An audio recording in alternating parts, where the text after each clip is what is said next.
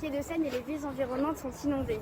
Selon les prévisions du GIEC, Rouen serait la 8e ville la plus menacée par la montée des océans et Sotteville-lès-Rouen la 4e.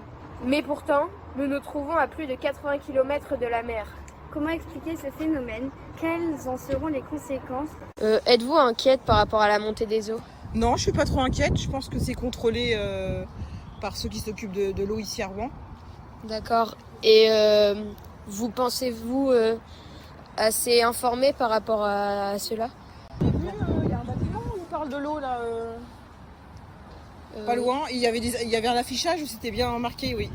Informé dans nos boîtes aux lettres, je pense pas trop, non? Enquêtons auprès de Seine-Aval pour en savoir plus sur l'origine des inondations. Le réchauffement climatique augmente la fréquence de survenue d'événements extrêmes. On note une augmentation du niveau des eaux, 13 cm en 80 ans à l'embouchure, un réchauffement des eaux. Il est certain que le dérèglement climatique est la cause de l'élévation de la mer, mais l'élévation du niveau de la mer n'est pas qu'un problème côtier. La Seine étant soumise aux marées jusqu'au barrage de Pose à une trentaine de kilomètres de Rouen. Le niveau marin influence logiquement le niveau de la Seine à Rouen. Les villes qui ont un niveau bas vis-à-vis de la Seine sont les premières à être submergées, comme Sotteville ou Rouen.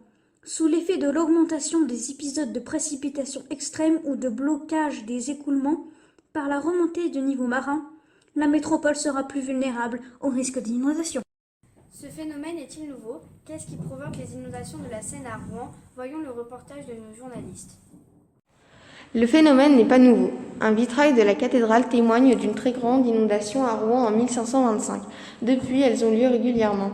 L'agglomération de Rouen peut être affectée par des inondations par débordement de cours d'eau, submersion marine, ruissellement et remontée de nappes, mais aussi par les effets de marée.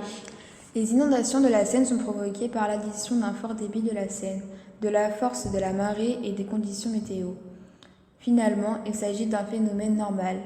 Qu'en pensent les experts et comment expliquer le lien océan et Seine? Nous sommes dans le laboratoire du professeur Delot qui va nous expliquer les conséquences de la montée des eaux sur Rouen. Professeur, expliquez-nous. Bonjour. Voici une représentation de la ville de Rouen traversée par la Seine. En cas de montée des eaux des océans, on pourrait voir ici par exemple des inondations permanentes des zones habitées. Le niveau de la Seine évolue de façon périodique avec les marées et engendre des inondations ponctuelles. La montée des océans pourrait créer en plus de graves inondations permanentes dans les zones les plus basses de la métropole rouennaise. Merci Monsieur Delot de nous avoir fait prendre conscience qu'il faut agir rapidement. Le programme d'action de prévention des inondations permet de mieux connaître l'aléa et les enjeux, afin de mieux gérer le risque. Nous avons trouvé 3 solutions pour y remédier. La première, c'est d'entretenir et nettoyer la Seine et les bords du fleuve. La deuxième, de continuer les travaux d'aménagement et de surélévation des quais et de certaines rues. La troisième, surveiller la montée des eaux de la Seine et repérer les débordements.